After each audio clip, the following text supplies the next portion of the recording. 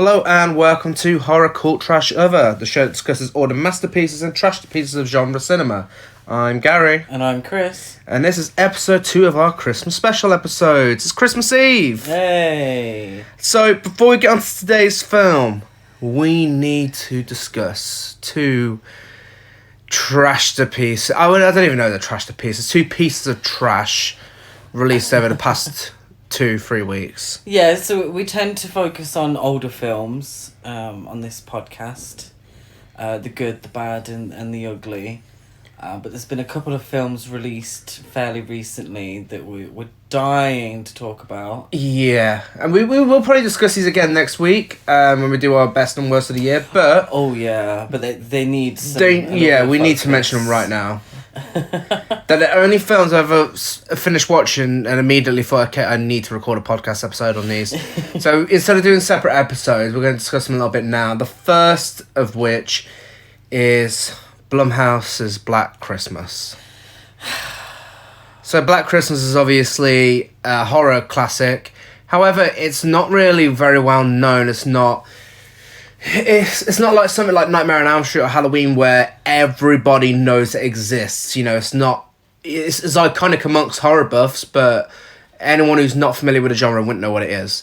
It's already been remade once in 2006, which was, terrible. Yeah. But it looks like a masterpiece in comparison to this piece of shit. I don't get why Blumhouse thought it was a good idea to slap the Black Christmas name on this, because it's not like it was going to make them a profit or anything. It's not a big name. I think Black Christmas as a title is a very good title. Yeah, but they made it out to be a remake. Yeah, they did. Yeah. It's got very, very, very little in common with the original. There's fuck all. There's nothing at all. The only nod is one of the characters tries to kill another character with a plastic bag.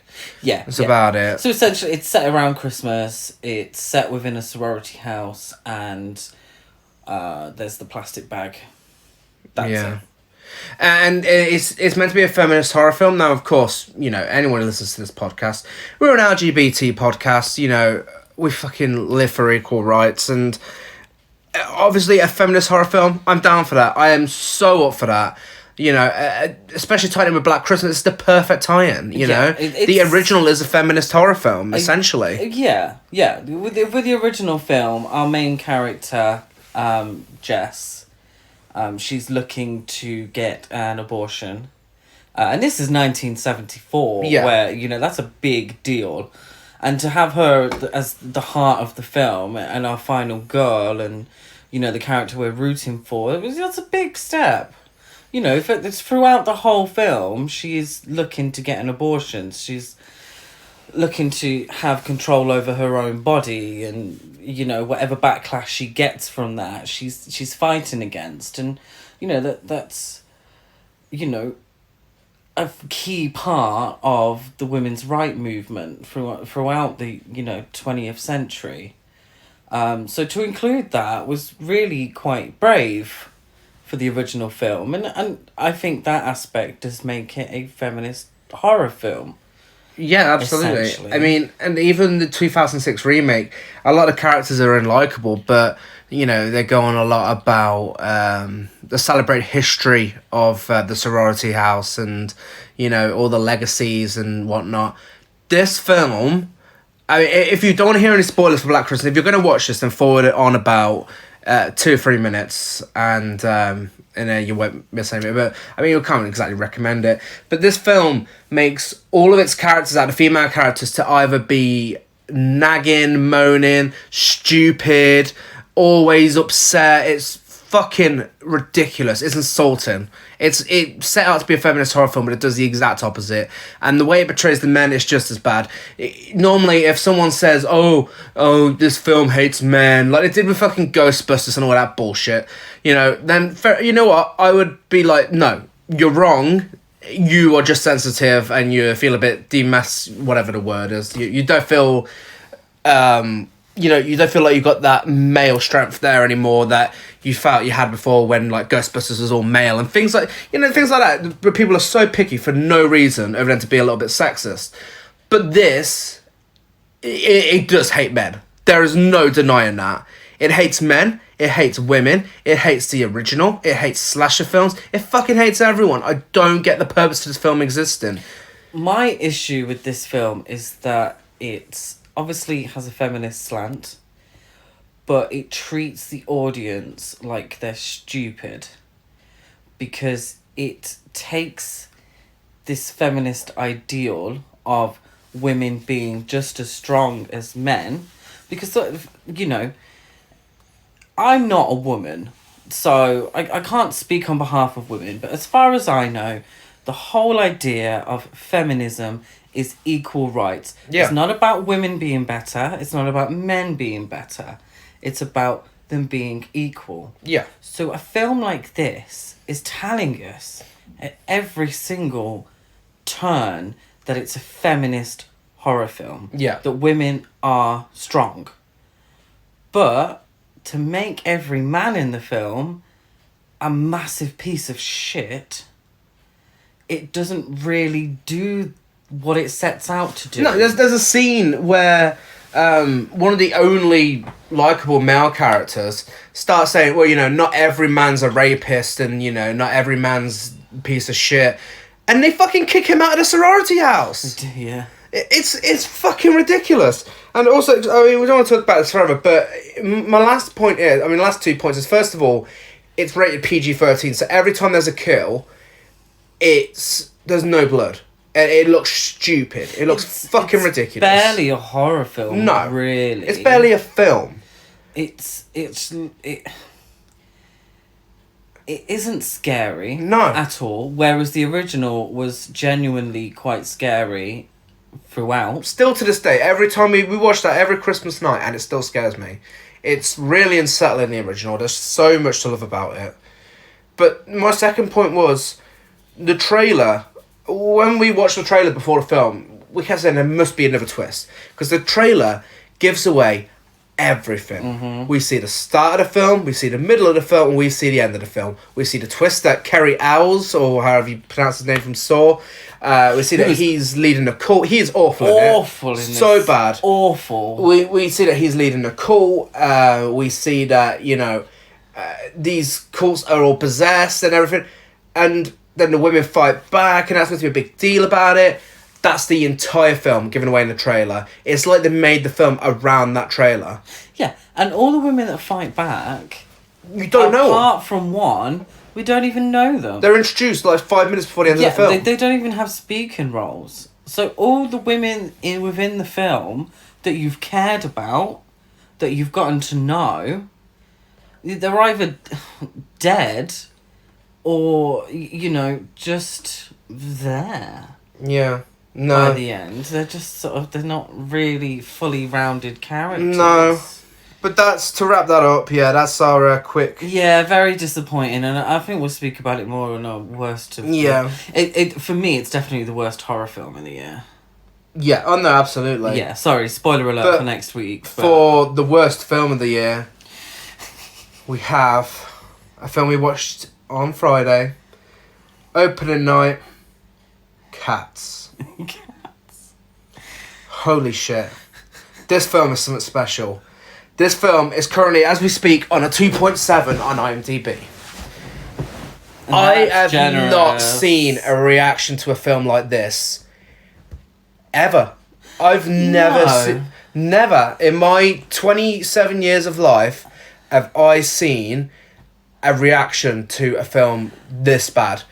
We've something that the two films have in common is that we both saw the IMDb ratings. They were particularly low. The feedback was particularly bad. But we were like, do you know what? We've seen a load of shit in our time. We have. We've seen some genuinely shit films that we've enjoyed watching. Yeah. Because, you know, we look at films in a different way to a lot of people. Yeah. I believe. Well, even Black because Christmas... we appreciate these trash to pieces. Yeah, I mean, even Black Christmas, that still had a few good reviews. Even though it is mainly negative, Yeah. it still had a few people defending it, which I still can't understand why. Cats does not have one person defending it. I've not seen one good review. No, not one person. No. This it's almost become a cult film before, you know, within its first few days of release.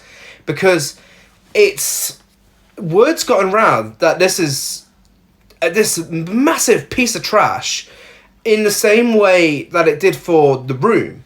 And there's people comparing it to the filmmaking arts of Tommy Wiseau.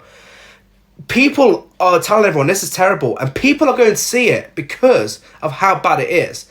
That is something special. That is, I've never, apart from The Room, but yeah, this is fucking mad.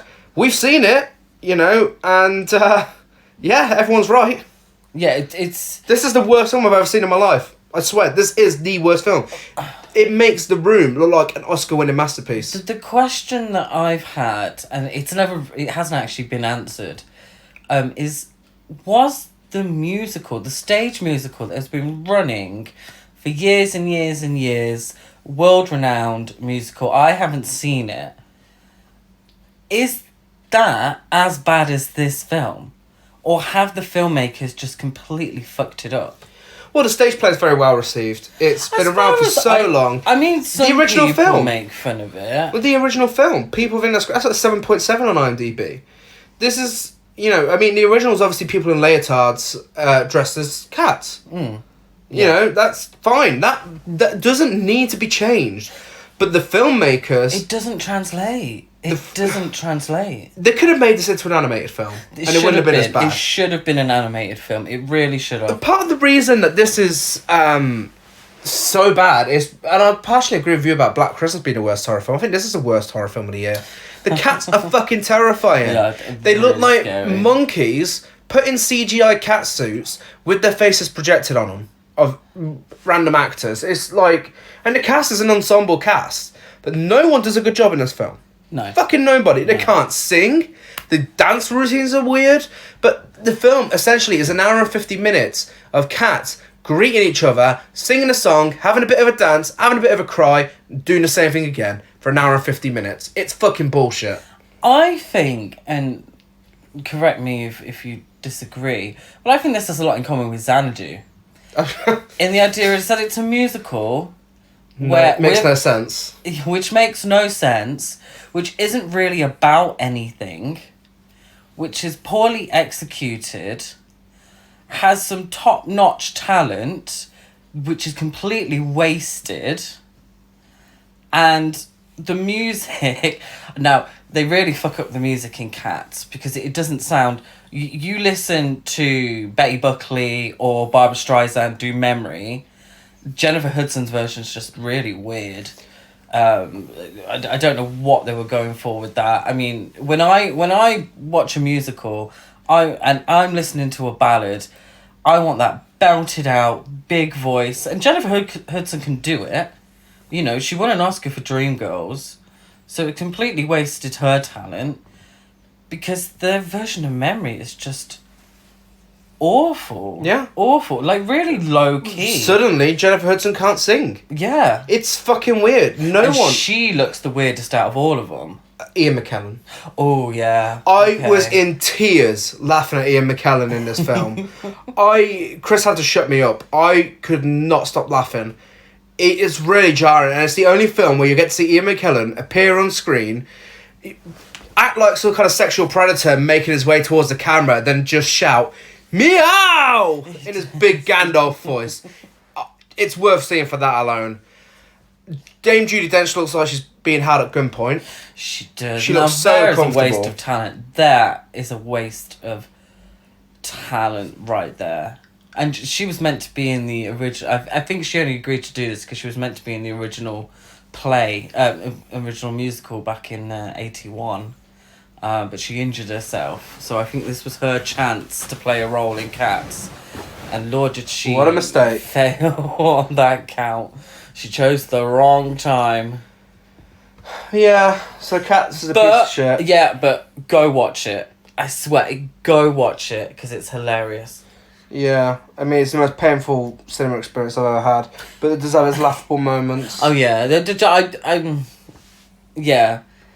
I wouldn't pay big bucks for it. No, we're on Odeon Limitless. If you're on Limitless, go watch it. In the UK, that's where you get to go to the cinema as much as you want for one price of £18 per month. You pay a monthly subscription. Lucky enough, we've already got our money's worth before we watch Cats. So. But yeah, so that's what's been happening. in the world of cinema over the past 2 weeks. Mm-hmm. Like I said, usually we wouldn't do it, but we had to speak about those films. But now on to our Christmas film. We have trash royalty for you this week. This film is part of the big three. I call it the big three. I don't know if anyone else does, but for me, it's The Room, Troll 2, and fucking Silent Night, Deadly Night 2. Yeah. This is also requested by Ryan from Movies So Bad They're Good. I believe I know they covered it. Yeah, they covered it too. Ryan's actually met Eric Freeman. Oh, wow. Yeah. Oh, I didn't think he did much. He does cons. Out of sheer guilt and embarrassment. Well, I think he embraces it now. Does he? Yeah. Him and his eyebrows. Released in 1987, this was directed by Lee Harry, who only directed one other film called Street Soldiers.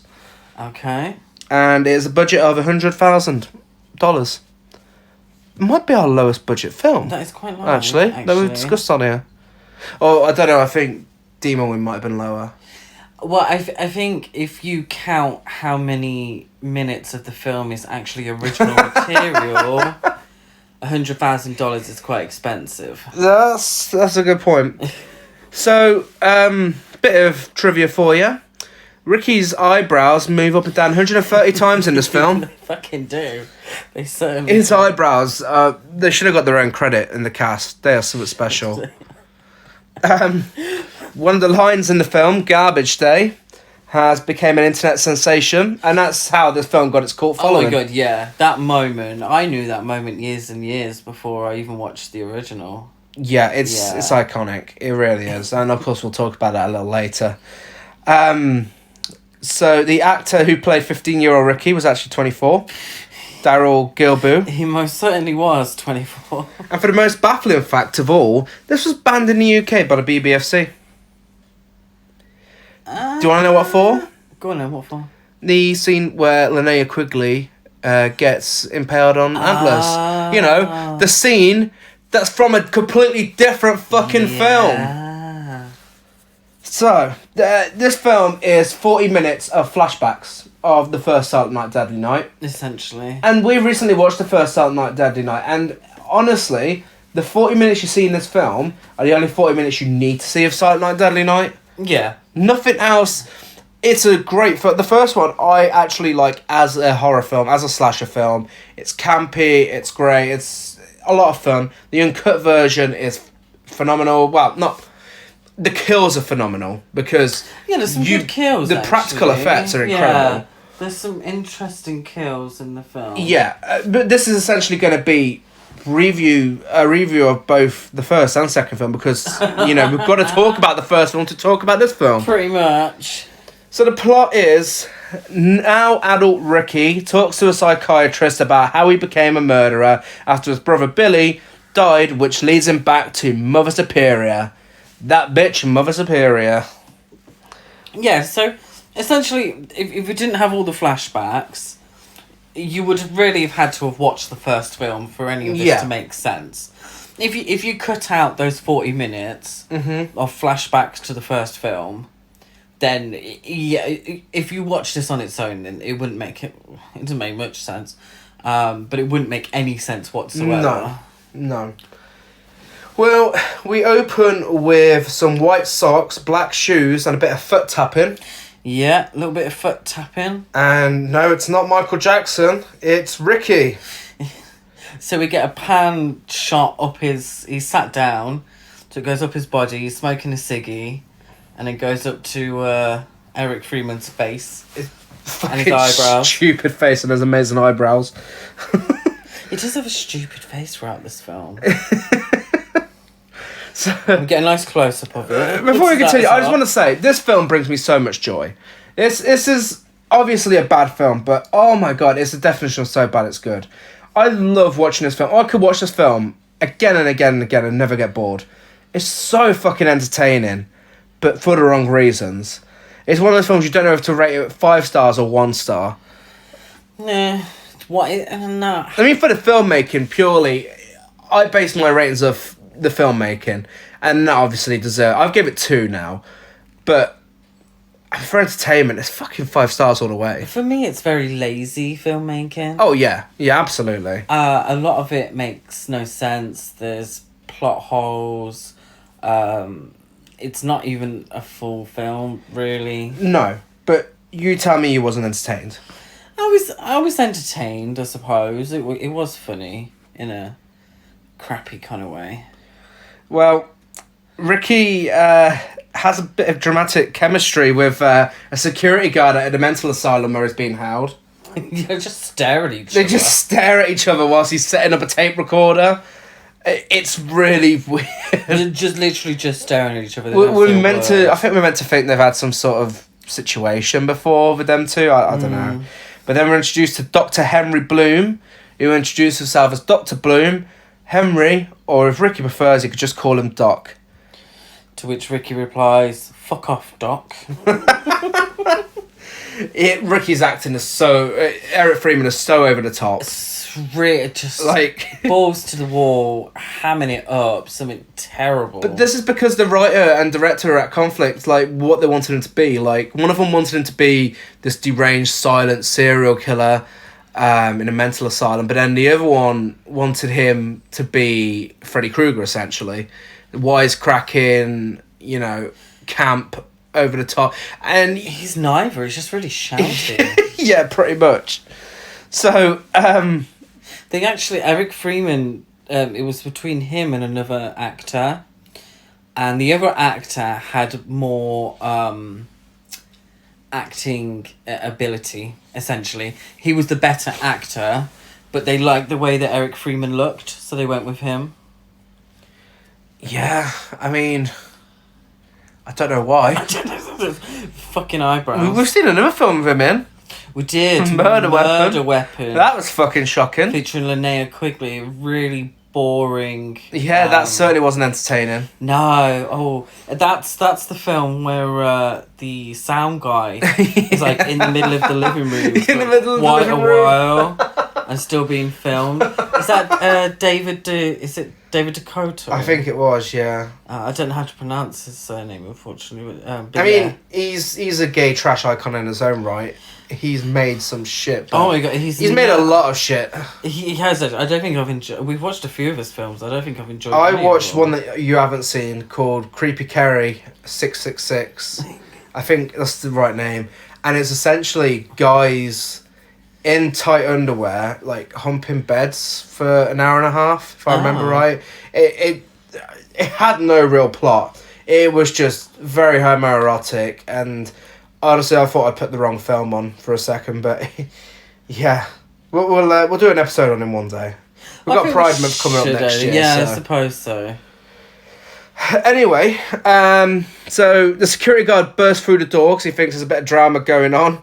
He wiggles his finger a bit at Ricky. There's a bit more staring and a finger wag. He gets shouted at by Dr. Bloom. And then we're given our first flashback. Dr. Bloom asks, "Who killed your parents?" Santa Claus. Santa Claus! And our first flashback. To the car journey to go and see the creepy grandfather in the first film. Yeah, but no, like, the creepy grandparent part might have actually been quite interesting to have in here. Yeah. Grandparent, grandpa. But we don't get that. We get the drive there. And the drive and then back. we get the drive back. And Ricky's a baby at this point, and he says, Billy told him everything, but there's a lot in this film where it's like, okay, even Billy didn't know this shit. Yeah. So, car journey back. If you haven't seen the first film, then they run into a Santa Claus whose car's broke down. He sexually assaults the mum, murders the dad, and doesn't kill the baby. No, there's a bit of narration from Ricky at this point. I don't know what made them stop. All the flashbacks are basically with Ricky commentary. Yeah. He goes, "I don't know what made them stop. Actually, I do know." Okay, thanks for that. So He didn't actually say why. No. I don't... Well, Doc questions how Ricky can remember this, and he replies, "Because I was there." Yeah. And they said, "I don't like your attitude, Bloom." Yeah. He just has these Because little random outbursts. there. Well, he has these little random outbursts at Dr. Bloom, just like out of nowhere. I mean, I get he's supposed to be psychotic, but But also, they say that Bloom is the 13th the psychiatrist. 13th, yeah. Then why are they going through this shit again? Sure, because it's not like he's trying to hide anything. He's just telling him the whole story. Yeah. So what makes... Why is Dr. Bloom not just using other people's notes? Oh, no, yeah. Why does he have to listen to this shit? He must be... No wonder he's so aggressive. He's been having to tell this story 13 fucking times. Imagine watching this film 13 times. I've probably watched it triple that. I've watched it a lot of times. Okay. I'm pretty sure this is the first year in a long time where I've watched the first film. Normally I just watch this. Really? And don't bother watching the first one. Well, what do you need to? You've got everything you need in this one. And then you get all the trashes along with it. Okay. But, so flashback number 2, we get the orphanage and Billy with his mullet. Yes, Billy and his strong mullet. Drawing his parents dying and getting a talent off. Yeah, drawing a violent picture of Santa Claus murdering people. And then we get the real crime in this film. He puts on his fucking white boots. Looks like he's stolen from Dolly Parton. And he takes a shitty mullet and goes and watches a couple having sex. Yeah, so what I've noticed, because this, I'm not even sure if this part's even necessary. It's not. Because this has absolutely nothing to do with Ricky. No. So this is, and this is what I truly believe, is that quite a few of the flashbacks in this film are simply because they're the parts of the first film that show tits. Yeah. So every moment from the first film where there was nudity is in this film as a flashback. Yeah, even absolutely unnecessarily. no reason. I think it's just so to get a few tits on the screen, if I'm being honest. Yeah. Well, we see this really high intensity sex scene with a bit of nipple grabbing and everything.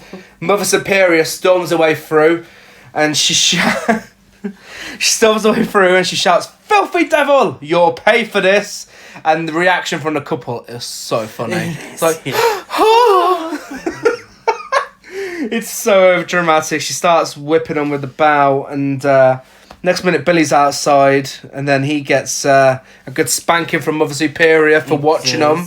Because he was naughty. It's edited in time. This shot is edited to have Ricky and the spanking happening within the same amount of time as each other. Mm-hmm. So Ricky's like, he was naughty. But in the space of him saying that, you see Billy getting whipped. So yeah, funny choice of editing there. Ricky feels sorry for shrink number 13, we're told. And then he tells him he doesn't sleep. Yeah. But you know who does sleep? well, the doctor's like, do you have dreams? I'm gonna get these names confused throughout, Billy and Ricky. But he said, "Do you have dreams, Ricky? I don't sleep." Billy had dreams though. Oh really? And then we go to Billy having a dream. Flashback number 3. We get Mullet Billy tied to a bed for having nightmares, and then we get to see Mullet Billy on Christmas Day punching Santa. Where you get a very, very amusing scene of him hiding in his room from Mother Superior. She enters, you don't see her, all you hear is, "William!" She does say that. She does say it. In that exact voice. So, the tape runs out. You okay there? Yeah. That is exactly how she says it. I can only imagine what punishment went down after that. Oh. Apparently only Ricky could hear him screaming, no one else. The tape runs out, and then we get flashback number 4. Billy working as Santa in a toy store. Now this did cut out a very lovely, festive musical sequence, didn't it, from the first film? The one that we've really enjoyed is the one side of the door. The montage. YouTube it. It is on YouTube. One side of the door, Silent Night, Deadly Night, which is just a montage of Billy starting his new job. And it's just really cheesy. The song's really cheesy. And it's so out of place in a horror film. Really weird. We're not fortunate enough to get it in this film. No. But we do get Billy working as Santa, and having a little girl sit on his lap, and he's like, "You're being very naughty." And the parents are like, "He's so good. He's such a good Santa Claus." And then we get their works Christmas party, where two people are being naughty, aren't they? Wow. Well, one person's being naughty. This is this weird part, is that if you've watched the first film, it's Billy's crush, and a colleague who's a bit of a knobhead. They go to the back for a good time. She changes her mind, and the guy gets very aggressive with her and starts assaulting her, rips her top open, which gives Billy flashbacks to his mother and her death at the beginning of the film. And so he strangles the would-be rapist. Obviously, it's super strength, and you'll find out super strength runs through the family. Strangles him, and then she turns on him. Yeah. It's a weird one. She's so pissed off because he saved her life. Absolutely fuming. So it's one, maybe he took it too far. But I do find it a bit strange how she reacted to it. But yeah, so Billy tells them both to be naughty, and then his drunk manager goes looking for him. He gets killed off screen, and then the remaining office worker runs around shouting, "Mr. Sands! Mr. Sands!" Mr. Sims being the manager who's now dead. She kind of looks like Noddy Holder in drag. She also looks a little like Rhea Perlman. Yeah. From? Cheers. Oh, okay. And Matilda. Yeah. Well, she doesn't look like anyone now. She got murdered. Yeah, she gets with an a bow and arrow. And then we're back with Ricky. And Ricky says, but it wasn't his fault. It was that bitch Superior. Which I don't get. Do you know who gets away scot-free? The guy who killed his family at the beginning. I know. There's no mention of it. That was the catalyst. He holds up a petrol station before that. He's a criminal. Yeah. Surely that was the catalyst for them both becoming insane. Yeah. Rather than... I know Mother Superior, her ways were quite harsh. But surely it was the... parents being murdered at the beginning. Yeah, there's no investigation into that. No one gives a shit. Well, yeah, is there ever a so-and-so got arrested? No, there's nothing. There's absolutely nothing. It doesn't make any sort of sense. I don't... Yeah, that's always been a puzzler to me, even with the first film, because, any other film where that happens, the big chunk of the film would be find out who did it. Maybe instead of having Billy going around killing everyone because he's reminded of what happened, how about having him go and look for the killer or something like that? Because it doesn't make any sense. Yeah, the original film was always a kind of attack on the Catholic Church, to be fair. So it always was going to be the Mother Superior who was seen as the bad guy in it, even though she wasn't the one going around murdering people. Yeah. And she is paid out to be a bit of a bitch. Oh no, she's a massive bitch in both films. Should we mention as well that the first film was actually very popular because of the controversy surrounding it? It did better than, opening weekend, it did better than Nightmare on Elm Street. Because they were released at the same time. The imagery of Santa Claus being a serial killer it just sparked something and people were fuming. Yeah, but the filmmakers were really shocked because it wasn't actually the first time that had happened. No, Tales from the Crypt did it 10 years earlier. The British Tales from the Crypt film with the first segment. Yeah.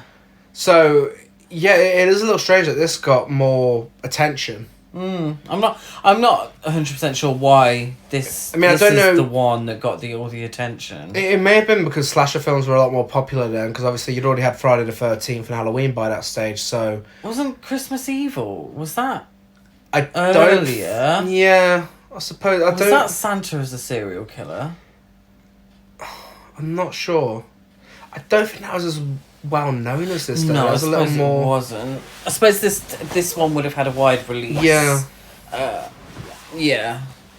But yeah, so I mean, it's interesting that the first film had this massive controversy surrounding it, and you know, like I said, it wasn't a terrible film, and then this happened. Yeah. But yeah, so Doc lights his pipe up after, whilst Ricky tells him that it's all that bitch Superior's fault. Flashback number 5, we get Linnea Quigley getting it on. And then we get the famous Antlers death scene. Yeah, that was a nice little nod, I'm assuming, to Texas Chainsaw Massacre. Yeah, I guess so. But and again, I'm not even sure why this scene was included in it, except for the fact that Linnea Quigley's boobs are out. Uh-huh. Then her boyfriend gets killed. Flashback number 6. We get the police finding the wrong Santa. This one certainly wasn't necessary. Billy does not know this happened. How? It's essentially a scene from the first film where cops are driving through the town looking for this killer Santa Claus. And they see a Santa Claus climbing through a window. They burst into this house. And turns out it's just someone's dad pretending to be Santa. Yeah. And they're like, Daddy! And then Ricky says, Daddy almost got his present early. And this is, and I know you have to suspend some belief when you watch a film like this. You know, it's not trying to be great art. It's not, you know, trying to be Oscar worthy. So you watch it to be entertained in a certain kind of way. But when you have so much of this stupid plot hole or confusing timeline, it takes you away from it. Essentially, what they were trying to do was create a scary film. Yeah. That's what, you know, horror filmmakers want to do. Unless it's going to be a horror comedy, then they want to make you laugh. If you're making a horror film, you want people to be scared or feel tense or suspenseful. So when you have this confusing timeline, that's all I can think about, and I'm sat here and I'm like, well, that makes no sense. It takes me out of it. So as far as I know from the film is that when Ricky is, you know, recollecting or, you know, giving us the backstory of the first film, all the parts at the orphanage are what Billy had told him. He said that, didn't he? Yeah. Then all the parts at the toy store, he would have known from news reports or whatever, you know? Mm-hmm. So then this part makes... But also, it makes no sense. We don't really... It doesn't need to be included. We don't really care. This part is just some random joke from the first film. They could have included... Well, with that time that they spent showing that, they could have showed either the grandpa scene... Yeah. ...or the warm side of the door montage. Yes. As they should. It would have made more sense. It would have get Billy decapitating a kid on his sleigh. One of my favourite death scenes from the first film. Yeah, that probably... It's hilarious. Yeah, that and the antler one. Yeah. Two quite good death like, scenes. there's kids on sleds, and Billy just jumps out and says, "Punish!" and decapitates him. And then they're talking about where Billy was going after this, and then we get some of the best dialogue exchange in the film. Doc says it was fairly obvious where he was going. Ricky says, "Oh, well, I guess we're just jerking off then." Doc says, "If you say so." Then Ricky tells him that he's good, but he could squish him like a bug. Yes. Yeah, because the superhuman strength that they have. It's true. It's a shame his parents didn't have that superhuman strength when they were killed by Santa. I was going to say, his dad was actually quite skinny, so I don't know where they got these buff genes yeah, from. they're both really hench. Yeah. Like, they are bodybuilders. Yeah. They look like the dad was, like, super skinny. They could look like it could be related to the PCP guy from Home Sweet Home. That's very true. Flashback number 7. The final flashback. Wrong Santa gets shot. They got a thing about finding the wrong Santas in this film, haven't they? Yeah, they show... This shows way too much of the original's ending. Yeah. I think this could have been cut short. The deaf priest that is dressed up as Santa Claus gets shot. Then we get Ricky's reactions, adult Ricky. The cop's deaf. Yeah, the cop's deaf with a supercut of him doing his action jumps. Yeah. He jumps around corners like he's an action hero. Gets killed. And then Billy gets shot as he attempts to murder Mother Superior. And then we get the weird image of the child version of Ricky saying naughty, but it's with adult Ricky's voice. Yeah. And this marks the end of the first film. So now we're finally into the new footage. 40 minutes into the film. Oh, God. I mean, the 40 minutes into the film, there's 40 minutes left of the film. So if you include that with the little shots of him being aggressive towards Doc, there's about 45 minutes of new footage. Yeah. In a film that's meant to be a new film. Yeah. It's insane. So, we're then shown Ricky when he's 12 years old. He's adopted by the Rosenbergs. Yeah, so they closed the orphanage after the whole Billy incident. Apparently. Yeah, apparently. He's adopted by the... Who? Rosenbergs. Rosenbergs. The dad has a meaty moustache. He does, of course. Of course. And we get that through some home video footage. Yeah, and then Ricky's 12 years old. He's out walking around with his mum. She's about to do some shopping. She starts talking to a friend. And we get this real over-the-top organ, like, church music. Yeah. It sounds like something from The Exorcist. And we see some nuns walking towards him, towards Ricky, and he starts going, Mum, Mum. Yeah, what? I don't understand why he's got this aversion to nuns. Yeah, he's terrified of nuns. Even though his brother, you know, they're technically he's seen him as trying to protect him from his brother. Like, the end of the first film, Mother Superior's getting in the way whilst his brother's trying to kill everyone. Mm. So surely if he saw a Santa Claus, then that would be... Which we're getting to. Yeah. Like, his mum turns around, the nuns have gone in the shop. Yeah. They realise they walked in the wrong shop, wasn't what they were looking for in there. They walk back out, the music starts again. And he starts twitching, going crazy, and the shop window near where he's standing puts out a bit of red, like a red cloth or something. I don't know what it was. Mm. It just was a piece of red clothing. And then he has his little fit, and his mum's fuming at this. Takes him back to the orphanage. She's quite pissed off, actually. Yeah. It's like she's been given a dud. Like she's taking him back to the shop. Yeah, just taking him back to the orphanage that's apparently closed down now. And then before before long, we get 15-year-old Ricky. And we find out his stepdad died. Now, he says stepdad. But it doesn't make any sense. It's not his stepdad. It would be his adoptive parents. Yeah. So, that's the confusing I don't know if there's a part. different understanding. I don't know if there's a different understanding in America of what a stepdad is. No, do you know what? I just think it was lazy writing. Yeah. And I think they made a mistake and just didn't check it. It's not his stepdad at all. Both his parents are dead, so they couldn't have had... Is. Yeah. Yeah. So, 15-year-old Ricky, played by a 24-year-old actor, you can fucking tell. And the funny piece of dialogue is... So, it's about 5 years later when his stepdad dies, and he goes, and guess what? It hit me hard. Yeah, your dad just died. Well, he said, you tend to get paranoid when everyone around you gets dead. Gets dead. Especially would. He also says, I've never told anyone this before. Doc says, let it out. And he says, here it comes. And then... I don't know why he hasn't told anyone this part before. Well, it might shock you, because we've not seen this already. But Ricky witnesses some sexual assault.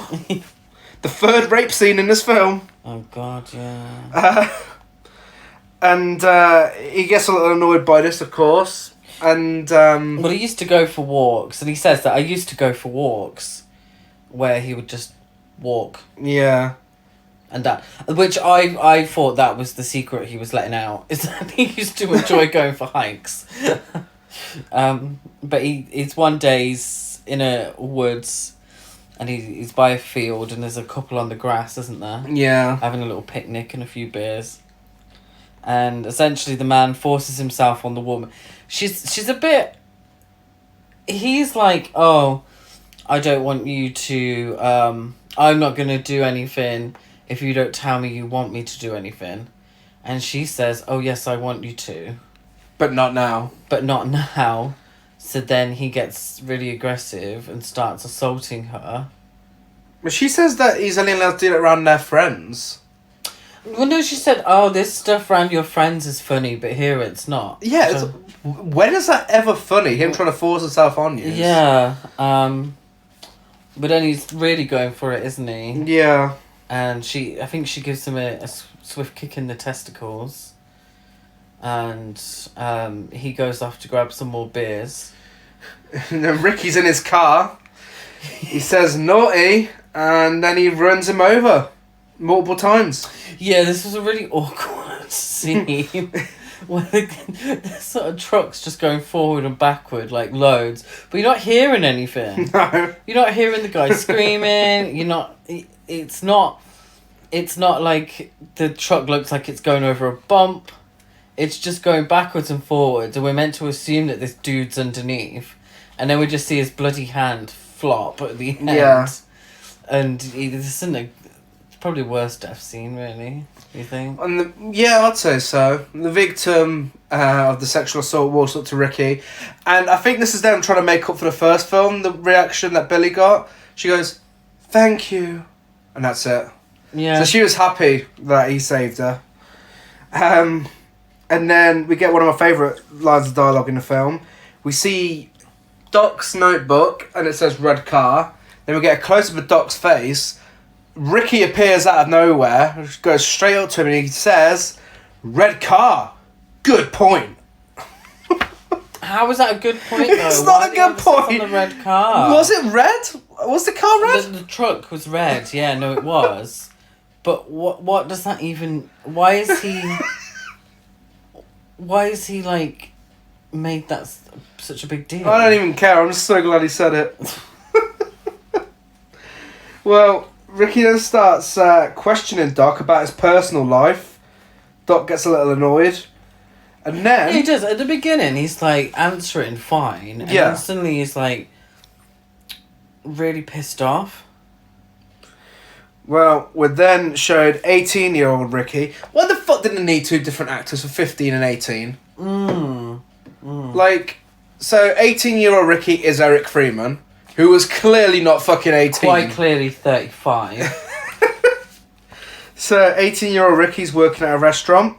Yeah, because 15-year-old Ricky is only in one scene. Yeah, he's in one scene. There was no point to getting another actor. Because, I mean, it's not like Eric Freeman looks 18 anyway. So just get him to do the 15-year-old one. It won't look ridiculous. I'm not sure there was a point to that scene, if I'm being honest. No, they just needed another sexual assault scene. Yeah. For no reason. It's like, yeah, we get it. They watched their parents, like, murdered. The mum was sexually assaulted. We get it. You don't have to show us 3 fucking times.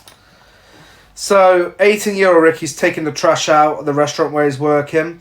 And apparently it sounded like some squirrel getting his nuts squeezed. What's that even mean? I have no idea. He finds a guy being beaten up out back.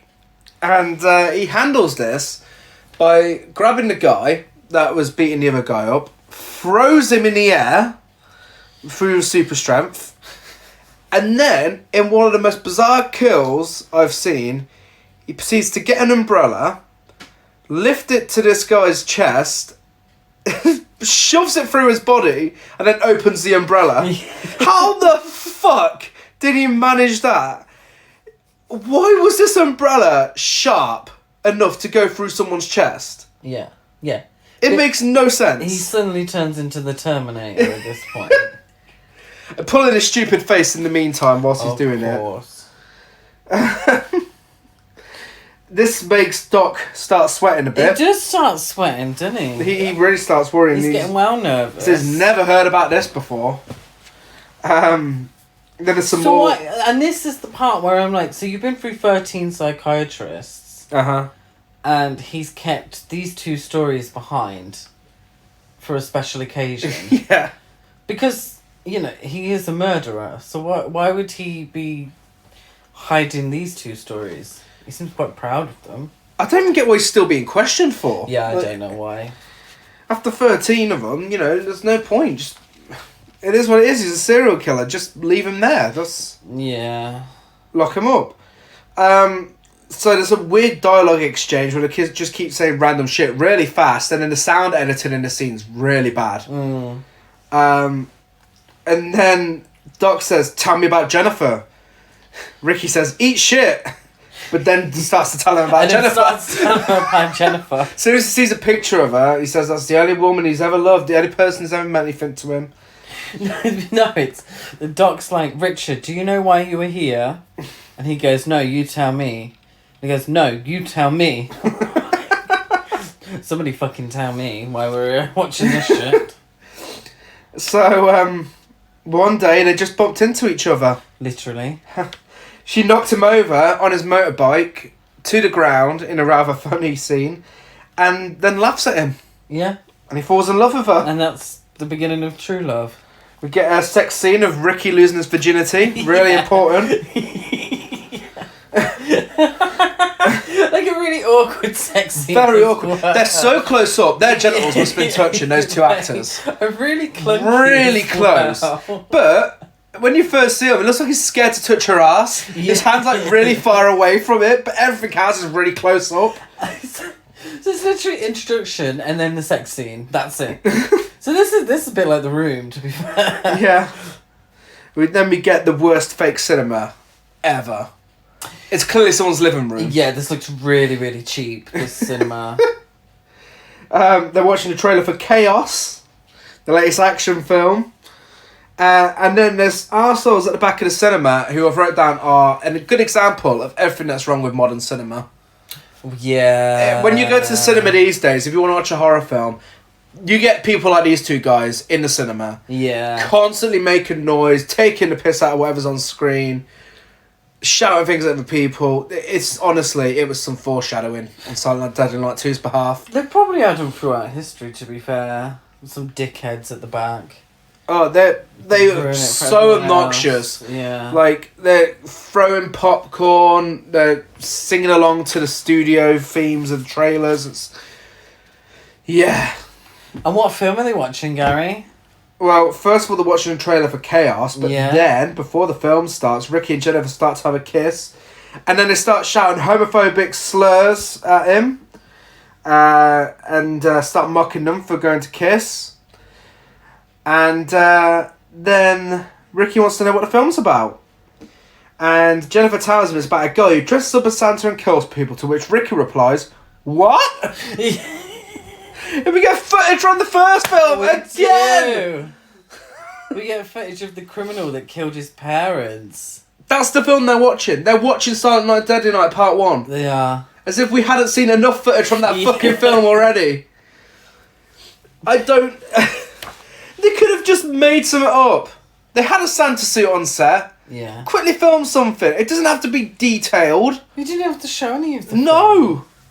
You could have just made the... In fairness, they could have just made the joke about it's a guy dressed in a Santa suit and kills people. Yeah. Joke over. Not more fucking footage from the first film. This triggers Ricky, of course. He is triggered. And he says, punish! And then he sneaks off. And then... Yeah, he just pisses off for a while, doesn't yeah. We are given a character more obnoxious than every character we've ever spoke about on this podcast put together. Chip. Is he more obnoxious than Mistake? From Home Sweet Home. That's a tough one. They could be related. It's a close tie. I mean, even Jennifer, she agrees, because straight away she says, She's not a fan. Chip, yuck. Yeah, not a fan. Yeah, that's her ex. Her ex-boyfriend, Chip. He pops up out of nowhere. Wants to be Sting. Yeah, he's the love child of Ian Beale and Sting. UK audiences will know who Ian Beale is. Yeah, and Chip's a piece of shit. Yeah, so he's just being really obnoxious, reminding Jennifer of when they shagged in the back of his car. He's got stupid blonde hair. It's really bad, really bad. It doesn't suit his face. No. So I don't know if he's meant to be some suave, sexy guy. Well, apparently, he ruined Jennifer's best sweater. What do you think he did? Probably ripped it. I think he jizzed on it. Ew. There's too much clothes ripping in these films, so he probably just ripped it. Oh, God, yeah. There is a lot of clothes ripping in these films. I still think he used it as a cum rag. So, he then proceeds to call Ricky Kong. Mm-hmm. Said, oh, you're with Kong. As he house trained. And then the meter's running. By the meter, we mean Roxanne. Oh, yeah, because Chip's actually there with a date. Called Roxanne. And Jennifer's like, you better go, your meter's running. And then just looks at her and is like, oh, you sassy bitch. But Roxanne's fuming. She's just standing around in the cinema staring at him. And he walks off. I'm pretty sure the film's going on at this point. Oh, the film's still going on. Hanging around. Yes. They were moaned about the guys at the back being obnoxious, but like they're talking at normal volume about their relationship, and yeah. So then we get Ricky sneak off to the back of the cinema, and to the annoying guys, and we get this really weird shot that I can't believe this film wasn't meant to be comedic, especially with this scene. Yeah. Like the guys at the back, he talks to his friend who also has a meaty moustache. And he's talking about the film. He moves away. He goes back. He moves away. He goes back again. And then Ricky's there instead of that guy. Yeah. And then he kills him. And I don't even know how he kills him. You just see this guy's legs in the air and popcorn flying everywhere. Yeah, it's very slapstick kind of way, isn't it? Yeah. Very sort of Looney Tunes. He goes back to Jennifer and she wants to leave. But no. Ricky's beginning to like this picture. Why? He hasn't seen fuck all of it. So they're out having a romantic walk, and they bump into Chip. So it suddenly goes to them having a romantic walk in the sun. It's a sunny day, isn't it? At Christmas. Yeah, so a little of this film is set around Christmas. So a little of the actual... The final 10 minutes are set at Christmas, basically. Yeah. So they're going for a walk, they bump into Chip. Chip starts being his usual self, really obnoxious.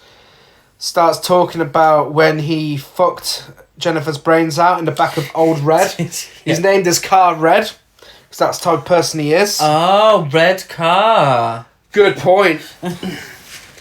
So Ricky electrocutes Chip. Because he pushes Jennifer over. Yeah, he pushes Jennifer over and starts laughing about her falling for him again. So obviously, Terminator grabs him by the neck.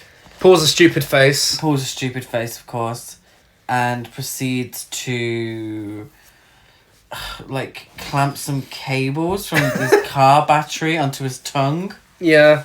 And this is quite an infamous kill, actually, as well, in this film. Because it's quite clearly a dummy's head. Uh-huh. That looks a bit like Bridget Nielsen. And he's got sunglasses. I don't know if they deliberately made him put sunglasses on. I think they did. Because, the eyes of the dummy looked shit. Yeah. So he'd randomly put on sunglasses right before all this happens. And there's the sort of fake electricity... special effect, isn't there? Yeah. And then his eyes explode. And that's the end of Chip. Thank God. But then Jennifer is fuming about this. Even though she hated Chip, she now hates Ricky. In fairness, I do understand where Jennifer's coming from with this one. Because it's not like... They could have just walked away. Well, no, I'm not sure about that. Well, he could have, really. He just pushed her over. He could have been like, okay, that's really out of order or whatever. Had a little argument. He didn't have to fucking electrocute him. Oh, no, of course. No, that's what I mean. Jennifer, understandably, is horrified at what she's just watched. Yeah. And starts having a go at him, saying she hates him. He then takes the aerial off the car. He does. He shouts, punish. And she says, uh-oh. She literally... And you hear a gulp. She's like, uh-oh. She literally just, uh-oh. And then she gets strangled with the antenna of the car. Whilst he crosses his eyes. Yeah. To, emphasise on how angry he is. And this is where Ricky's flipped now. So this is the moment where he's gone all out insane. Within 1 minute, he kills Chip, strangles Jennifer, and the police turn up. Yes. The police turn up. Well, no, there's a random police officer, isn't there, nearby? Yeah. He turns up and he's like, let's be real civilised about this. Yeah, so this police officer does not follow any police procedure when it comes to someone holding... well, no, he wasn't even holding the gun. No, he wasn't. The he police didn't have officer one. was holding the gun. Yeah. So what the police officer should have done was told Ricky to get on the floor. Yeah. With his hands behind his back. What the police officer actually did was go closer and closer and closer to pointing Ricky, the gun at him. Pointing the gun at him. And then, he tells him, I know how to use this. Okay, right. Then why are you not using it then? Yeah. So then Ricky grabs the gun, turns it on the police officer, and the police officer he gets shot in the head. With the most fake dummy you'll ever see. It looks so stupid. Oh, wasn't it? What was it? More stupid than the Chip? Yeah. Bridget Nielsen. Well, you think you didn't see it when you got the hole in his head? Yeah. No, I did see it. It looked ridiculous. And then this causes Ricky to gain a new laugh, which you'll hear throughout the rest of the film. He shoots the cop and then he's like, ha ha ha ha. Yeah. And then his rampage really begins. There were some iffy acting choices in this film. The most obvious one is the use of eyebrows to convey any emotion. Oh yeah, throughout all the quotes we're giving you, every time Ricky speaks, he moves his eyebrows up and down. Yeah.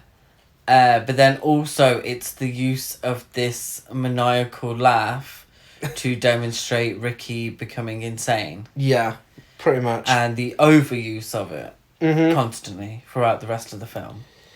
Yeah, he goes to some guy walking out of his front door, shoots him, and calls him a motherfucker. He does. And then this is the iconic scene. This is the moment. He walks up to a guy, taking the trash out, shouts, "Garbage day!" with his eyebrows moving up and down. The other guy's like, what? And he shoots him in slow motion. Yeah. Spins the gun around and goes, ha ha ha ha. Yeah. This is That's the scene that broke the internet. awful acting, like really bad acting. The way he says garbage day, it's a shit line to begin with, but the delivery is even worse. Yeah. Hamming it up to the max. What I don't understand is, so the blonde guy that initially gets shot after the police officer comes out to investigate the commotion and the noise. It's not too far away from the bloke that's taken out. It's rubbish. So I don't know what the garbage day guy was doing, but he certainly weren't taking any notice of the 2 bullets, the 2 shots that he should have heard. But he's still there taking out the this is trash. a great time to take the trash out. Yeah. And then he's so shocked when he gets killed. Yeah. But yeah, so that's the iconic moment. Ricky then bumps into a little girl, lets her live for some reason. Because she's polite. Yeah, excuse me. He's like, that's okay. Yeah, she's not naughty. Then he sees a car coming towards him. But then the other two people that were just minding their own business, yeah. The police officer that was trying to stop someone from, people from dying. But this little girl's fine, because she apologised. Well, he sees a car coming towards him. Just driving, he's the one who's in the way. He shoots the car, says, bingo! And then the car explodes. Flips on its side and explodes. That's where your 100,000 budget went. It was, actually, to be fair, because it flips on its side, drives incredibly close to him. So that was some good stunt driving there. It kind of looks like Carrie. When John Yes. Travolta Oh my god, it does actually. Yeah, and then the car flips and explodes. Because every car that ever flips explodes. It's true. In films. Ricky walks around for a bit laughing to himself, looking at the gun, admiring it. And then he bumps into the police and they're surrounding him. He puts the gun to his head and they say, don't do it! Don't be a fool! Don't kill yourself! We find out Ricky's run out of bullets. He has run out of bullets. And then, that's it for flashbacks. We're back to present day and this is where we'll stay for the rest of the film. Ricky's killed Doc by strangling him with some tape. And then he just walks out of the asylum. Yeah. Just walks out, no struggle. No one else there. Yeah. Clearly Doc was the only person on shift that night.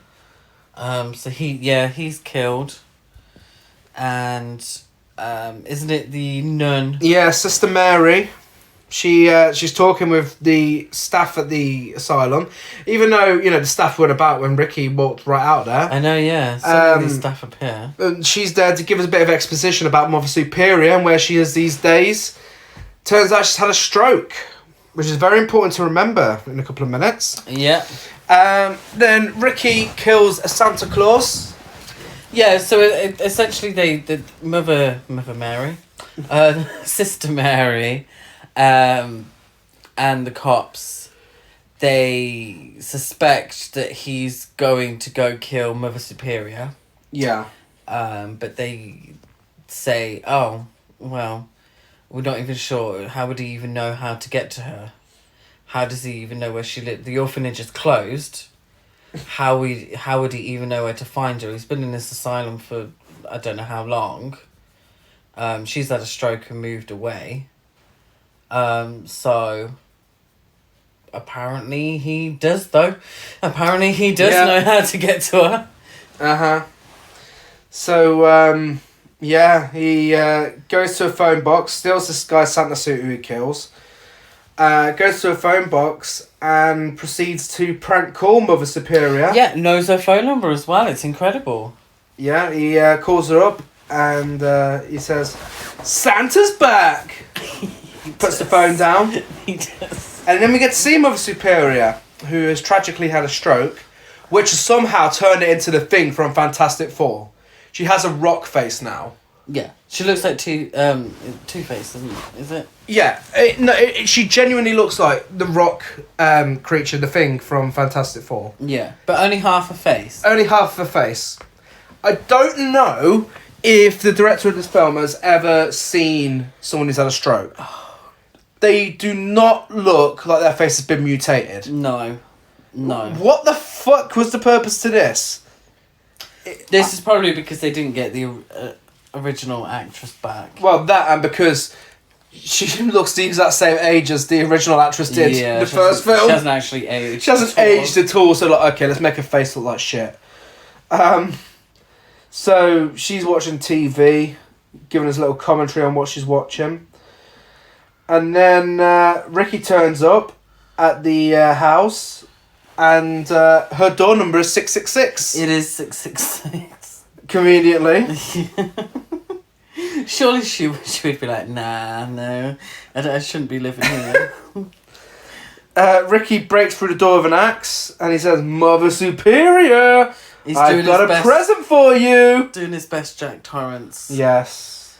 This scene is pretty much a complete rip-off of The Shining. It's a cat and mouse chase and it's so fucking funny. It's considering she's of an age, and she's had a stroke that has left her in a wheelchair, and half of her face has been mangled. She's actually rather agile. Yeah. He goes upstairs, starts breaking through another door. Whenever he's talking, all you can see is his eyebrows moving through the door. It's fucking great. God. And she's trying to stop him from getting in. She eventually gives up and gets away a bit. And he's like, oh, good. I love a chase. Smashes up the TV. Yeah. And he follows her a little more. And they get to the stairs. And he's about to cut her up. And she throws herself down the stairs. Yes. This woman who now must be in her 80s. Yeah. And again, had a stroke, in a wheelchair, throws herself down these stairs. And I ain't being funny. She should have been dead from that. She really, I mean, you know, we've all had, well, I mean, we all know older people. And when they have a fall, and I know I'm maybe looking too much into it, but when they've had a fall, you know, they get really hurt. Yeah. Even just minor falls. And she's thrown herself down the fucking stairs. She can't walk anyway.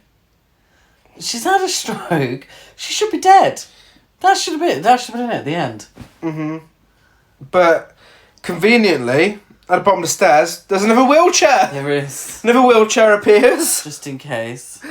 So Also, she's in a wheelchair. Why the fuck has her home got stairs? it's true. How did she get up and down those stairs? Also, the other wheelchair was not there when he walked through. No. But it's conveniently placed there for her. She gets into it. She goes into the kitchen, grabs a knife, and then she starts taunting him. She's like, yeah, this is a good thing to do. He's like, Ricky, you piece of shit, come here. Starts talking about Billy, and he walks in. He says, "You're looking well." So, she's not though, is she? Can I just You've got a lot to say about this bit, interject? haven't you? I don't understand how the fuck she knows who he is. It's true. She hasn't seen him since he was 10 years old. Yeah? Yeah. When the orphanage closed. Uh-huh. Yeah. So he's gone through 2 different faces since then. Because when he was 15, he looked completely different. And when he turned 18, he looked completely fucking different. He looks fuck all like he did when he was younger. And also, again, I must stress this, you know, because it's a very real thing and a very serious thing, is that this old woman has had a fucking stroke. She should not know who this bloke is. She really shouldn't recognise him. It's incredible.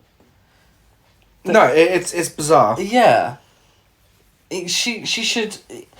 There should have been some way of him introducing himself and her being, oh, you know, it's Billy's brother. Yeah. But just no, she recognises him.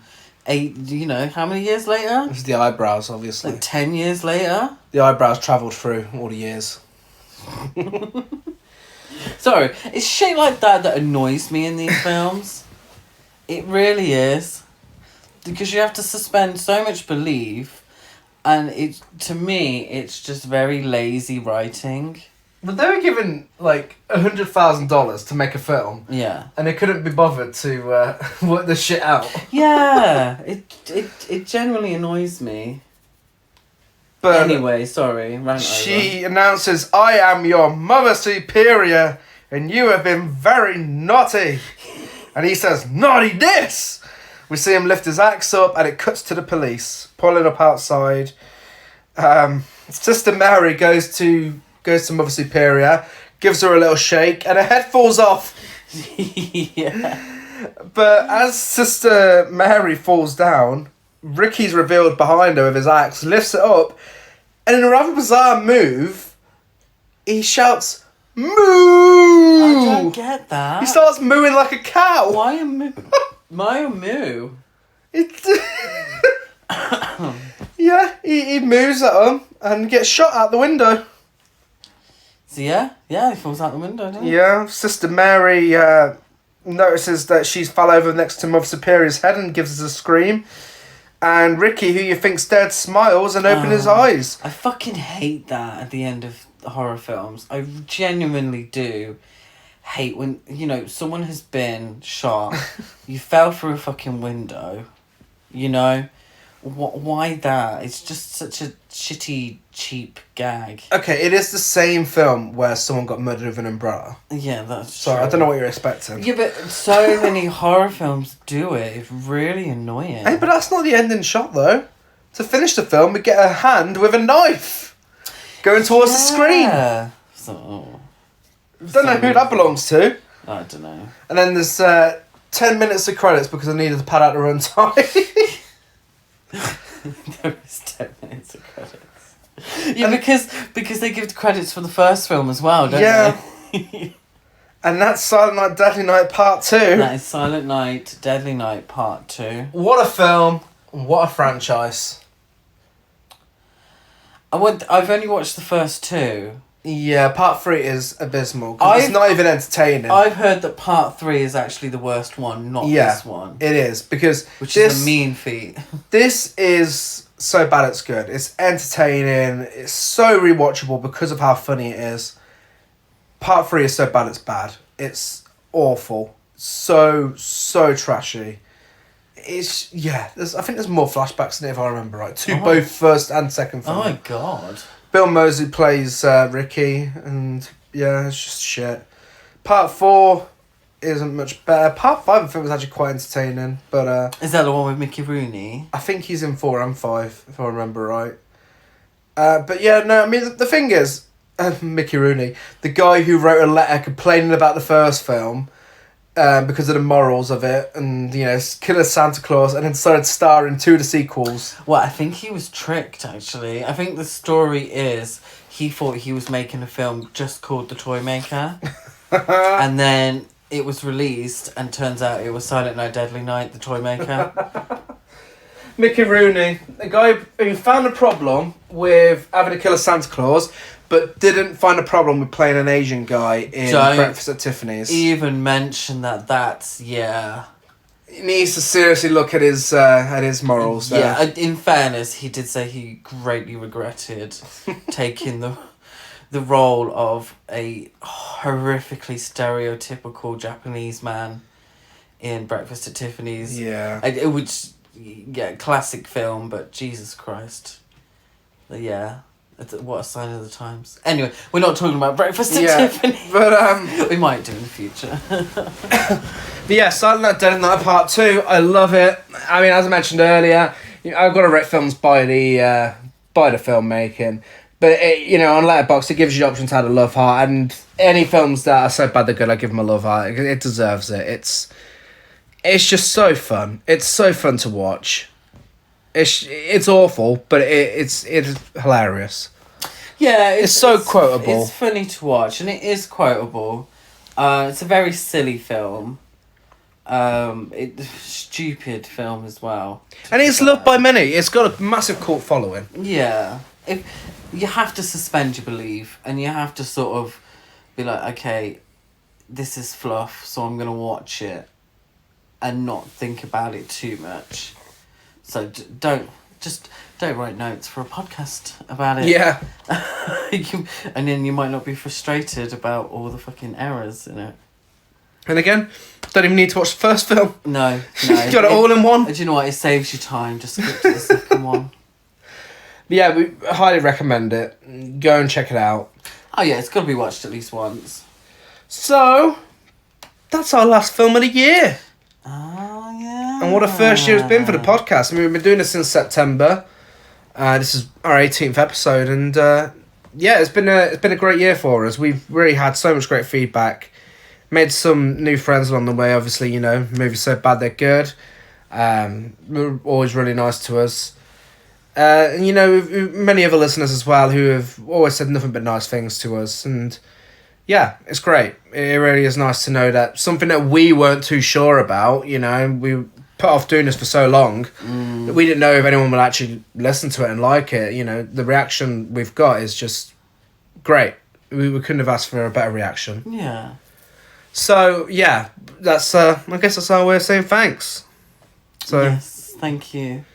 Thanks for giving us time of day, and keep listening because we've got so much to come. We've scheduled so much for next year. We've got so much in the pipeline, and next week we'll be doing our end of year episode. So we'll be talking about our favourite films from this year, our least favourite films from this year, mainly focusing on horror, but we will mention other films we've enjoyed as well.